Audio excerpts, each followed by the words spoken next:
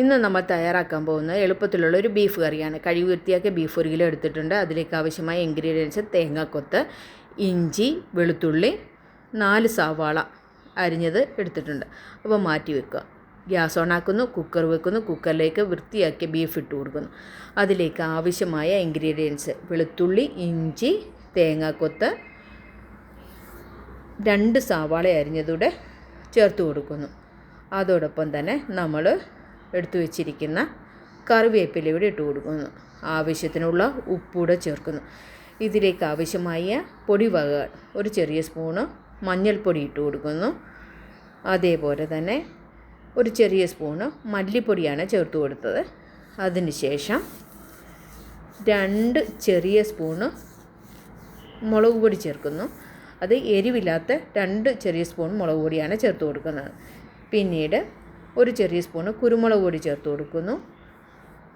ഒരു ചെറിയ സ്പൂണ് ജീരകം, പെരുംജീരകം, വലിയ ജീരകം, 2-3 ഏലക്ക ചതച്ചത്.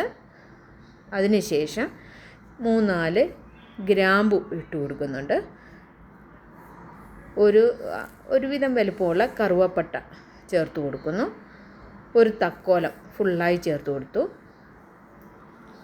അതിനുശേഷം ഒരല്പം എണ്ണ ഉപയോഗിക്കുന്നു. വെളിച്ചെണ്ണയല്ല, സാദാ ഓയിൽ ചേർത്ത് നന്നായി യോജിപ്പിക്കുക. യോജിപ്പിച്ചതിന് ശേഷം കുക്കറിൻ്റെ മൂടി അടയ്ക്കുന്നു.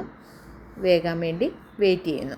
അപ്പോൾ അരിഞ്ഞു വെച്ചിരിക്കുന്ന 2 സവാള, 2 പച്ചമുളക്, വെളുത്തുള്ളി, കറിവേപ്പില. ഗ്യാസ് ഓണാക്കി പാൻ വെച്ചു. പാനിലേക്ക് എണ്ണ ഒഴിച്ചു കൊടുത്തു. വെളിച്ചെണ്ണയാണ് ഒഴിച്ചു കൊടുത്തത്. അതിലേക്ക് നമ്മൾ വെളുത്തുള്ളി ഇട്ട് കൊടുക്കുന്നു. 2 പച്ചമുളക് കൂടെ ഇട്ട് കൊടുക്കുന്നു. ഇട്ട് കൊടുത്ത് നന്നായി ഇളക്കി യോജിപ്പിക്കുക. ഗോൾഡൻ പരുവാകുന്ന വരെ വെയിറ്റ് ചെയ്യും. അപ്പോൾ നമ്മൾ അരിഞ്ഞു വെച്ചിരിക്കുന്ന 2 സവാള ഇതിലേക്ക് ഇട്ട് കൊടുക്കുന്നുണ്ട്. ഇട്ട് കൊടുത്തതിന് ശേഷം അതിലേക്ക് കറിവേപ്പിലയുടെ ഇട്ട് കൊടുക്കുന്നു. ഒരു ഗോൾഡൻ പരുവാകാൻ വെയിറ്റ് ചെയ്യുക. അപ്പോൾ നമ്മൾ കുക്കർ ഓപ്പൺ ആക്കി നോക്കുന്നു. നമ്മുടെ ബീഫ് വെന്ത് റെഡി ആയിട്ടുണ്ട്. മാറ്റി വെക്കുക. അപ്പോൾ നമ്മുടെ ഈ ഉള്ളി ഗോൾഡൻ കളറായിട്ടുണ്ട്. അതിലേക്ക് ചെറിയ സ്പൂണും മഞ്ഞൾപ്പൊടി ഇട്ട് കൊടുത്തു.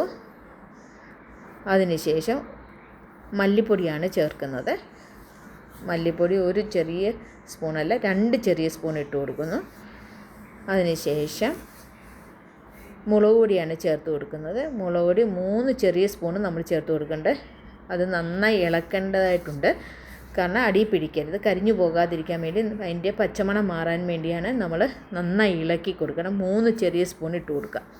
ഇട്ട് കൊടുത്ത് നന്നായി ഇളക്കി യോജിപ്പിക്കുക. കരിയാതെ പ്രത്യേകം ശ്രദ്ധിക്കണം. ലോ ഫ്ലെയിമിലേക്ക് മാറ്റുക. അതിനുശേഷം ഒരു ചെറിയ സ്പൂണ് ഗരം മസാലയാണ് ചേർത്ത് കൊടുത്തത്. നന്നായി ഇളക്കി യോജിപ്പിച്ചതിന് ശേഷം നമ്മുടെ ബീഫിലേക്ക് ഇട്ട് കൊടുക്കുക. ബീഫിലേക്ക് ഇട്ട് കൊടുത്തത് ശേഷം ബീഫ് നന്നായി തിളയ്ക്കുമ്പോൾ നമ്മുടെ ബീഫ് കറി റെഡിയാണ്. അതിലേക്ക് നമ്മൾ കടുക് വറുത്ത് ചേർക്കുന്നുണ്ട്. അപ്പോൾ ഒരു പാൻ വെക്കുക. പാനിലേക്ക് എണ്ണ ഒഴിക്കുക. എണ്ണയിലേക്ക് കടുക് ഇട്ട് കൊടുക്കുന്നു. കടുക് പൊട്ടിയതിന് ശേഷം 2 ചെറിയ ഉള്ളി അരിഞ്ഞത് ഇട്ട് കൊടുക്കുന്നു. അതിലേക്ക് കറിവേപ്പില ഇട്ട് കൊടുത്തു. കളറിന് വേണ്ടി അല്പം മുളക് പൊടി ചേർത്ത് കൊടുക്കുന്നു. ചേർത്ത് കൊടുത്തതിന് ശേഷം അത് ബീഫ് കറിയിലേക്ക് ഒഴിച്ചു കൊടുക്കുന്നു. അതോടൊപ്പം തന്നെ ഉലുവയുടെ ഇലയൂടെ ചേർക്കുന്നു. ചേർത്ത് ബീഫ് കറി റെഡി. സെർവ് ചെയ്യുക.